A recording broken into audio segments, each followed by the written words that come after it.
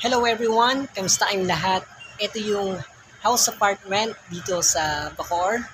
Ayan, itong townhouse. Bagong renovate to actually. 2 bedroom, extended na rin yung kwarto. Maluwag na yung kwarto nito and 1 bathroom. Ayan, bagong pintura. Ito yung bahay. Ayan, ito po yung bahay dito sa Bacoor. Inside subdivision to. Ito yung luwag ng kalsada. Ayan. Yan, good community. Tahimik naman dito sa lugar. Naulan yan ngayong araw, pero mapapansin nyo, flood-free location, hindi bahain yung lugar. Ayan.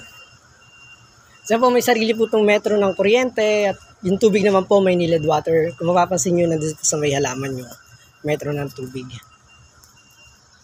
Ito yung kanya service gate. Pasok natin dito sa loob.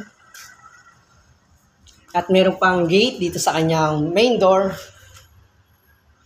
Merong water faucet dyan. Pwedeng maging laundry area. Pwede rin maging sampayan dito. Yes, pets allowed. Pwede rin ang may pets.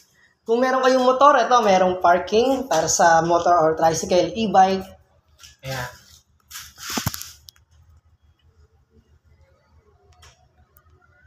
And guys, kung mapapansin nyo, nakita nyo naman sa video, ito yung house apartment na 2 bedrooms dito sa Bacoor City, Cavite, Philippines. Ayan. Pakaluwag nito. Ayan yung kabuuhan niya. So ngayon guys, hindi ko pa kasi mapapakita sa inyo yung kabuuhan ng bahay. Gawa ng nakalak. At si owner kasi natin medyo busy. Kanina kasi nandito lang ako sa may malapit, dito may inassist ako, kaya dinaanan ko na rin para makagawa ng panibagong video kasi sa dati kong video, eto, ayan picture, luma pa. Ngayon, maganda na, naka-tiles na, silipin natin mula dito sa may bintana. Papasok natin dyan yung cellphone natin para masilip nyo.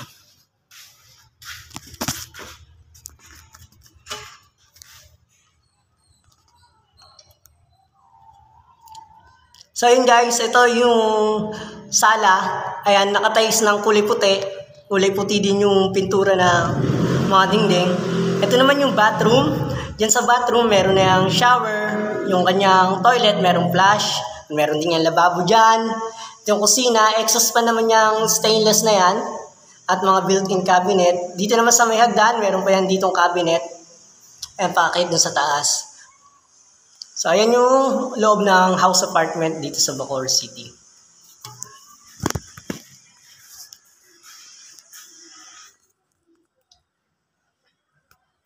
Anyway guys, kung sorry na agad ha kung hindi ko napakita sa inyo yung loob ng bahay.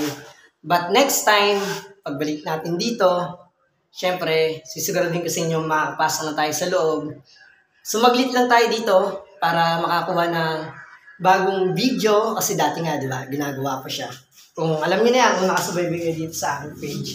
So, ulit, ito yung house, apartment, townhouse, up and down with 2 bedrooms and 1 bathroom. May sariling metro na kuryente at tubig. Malapit sa highway, actually walking distance lang. May malapit na elementary school, high school, at malapit sa market. Ayan, napakaganda ng bahay at maganda rin yung location. Ayan yung kabuuan niya. Ayan. Sana marami pa tayong malocate ngayong araw. Hindi tayo titigil Hindi tayo titigil. Kahit na ulan, tumila naman siya. No? Sana mapagpatuloy tayo sa paglalocate natin today. Ayan, maraming salamat ulit sa pagbisita dito sa aking page. Thank you po.